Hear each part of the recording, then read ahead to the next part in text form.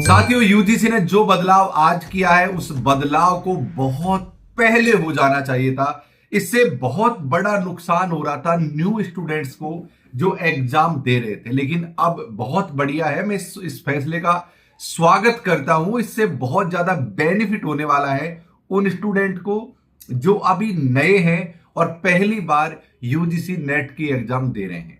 पहले क्या होता था कि मान लो कि मैं एक कैंडिडेट हूं, मैंने यूजीसी नेट पास कर लिया है, लेकिन मुझे अब जेआरएफ करना है।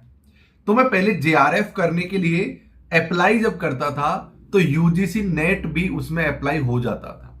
तो मान लो कि मैंने नेट ऑलरेडी पास हूं, फिर से एग्जाम दी और मेरा इस बार भी जेआरएफ नहीं हुआ, इस बार मेरा नेट ही हो गया। फिर मान लो मैंने अगली बार जेआरएफ की थी, उस बार जेआरएफ हो गया, जेआरएफ प्लस नेट हो गया। तो मैंने 3 सीटें खराब कर दी, ये मान लो आप। तो इससे क्या होता है कि जो नए स्टूडेंट, क्योंकि भाई टोटल नंबर ऑफ कैंडिडेट जो अब तक पास हो रहे हैं तो वो लगभग वो 6-7% लोग ही पास हो रहे हैं। अब उन्हीं में से वो लोग भी पास हो रहे थे, उन्हीं परसेंटेज में, कि भाई जो लोगों ने ऑलरेडी नेट पास कर रखी थी वो भी उसी में पास हो रहे थे। ये बहुत बड़ा नुकसान उन लोगों को था जो अभी अभी तैयारी शुरू की है और जो पहली बार इस एग्जाम को दे रहे हैं, उनके लिए बहुत बड़ा नुकसान था।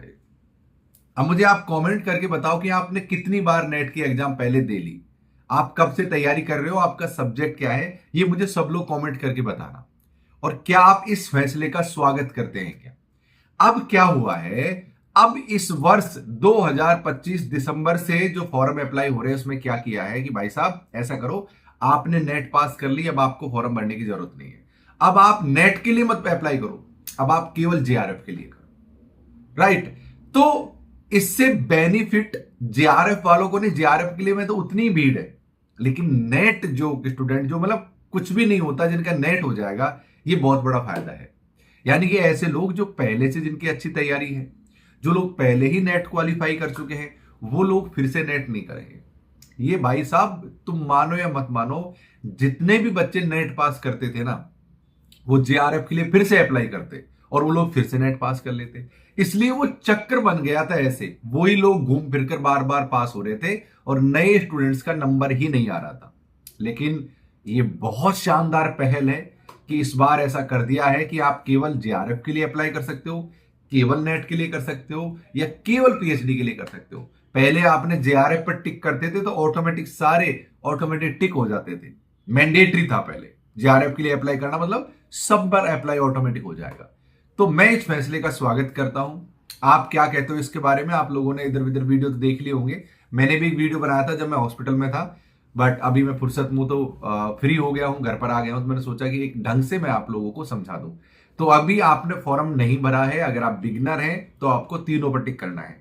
अगर आपका कुछ भी पास नहीं है तो जेआरएफ पर भी, नेट पर भी, पीएचडी पर भी। ठीक है, मैंने वीडियो बना दिया how to fill application form. और अगर आपने ऑलरेडी नेट पास कर रखा है और ओनली जेआरएफ के लिए अप्लाई करोगे तो आपको केवल जेआरएफ पर टिक करना है। इस चीज का आप लोगों को ध्यान रखना है। चलिए साथियों, इस वीडियो में जुड़े रहने के लिए, यूं ही प्यार बनाए रखने के लिए आपका खूब धन्यवाद। अपना प्रोफेसर पर दीपावली के लिए हमने ऑफर शुरू कर दिए हैं, तो आप अपना प्रोफेसर ऐप को डाउनलोड करके वहां पर दिवाली के ऑफर्स का लाभ उठा सकते हैं। Thank you, love you all, thank you.